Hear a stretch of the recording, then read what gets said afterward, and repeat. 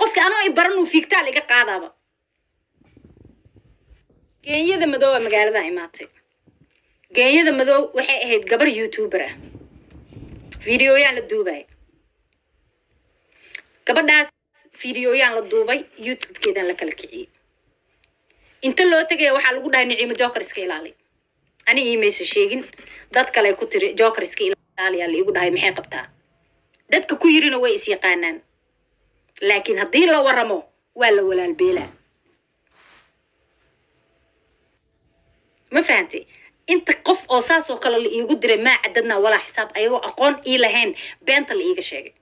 war haddan anoo gurigayga iska fadhiyo cidna la hadlin aalda Joker asaas ku dhehaysa dadka lagu dhahaa gabadhan marka fidno waaye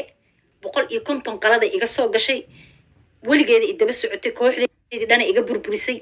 actor jilaa cid walba ayada igu dirtay hadda heer waxay gaartay ee dhahda atrisha noqona fan ka soo baxdo ha igu daba waalan ima gaaraysin habaar leegu kari waa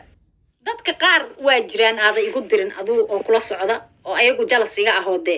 talantigayga tareed oo arka waa jiraan oo adiga kula socda oo isku mowqif tihiin oo reebti naceebkana isku mowqif ay ka tihiin oo adiga kula socdo way jiraan gruubo badan oo noocaas oo reebti naceebkana aad isku mowqif ka tihiin adna ku daba socda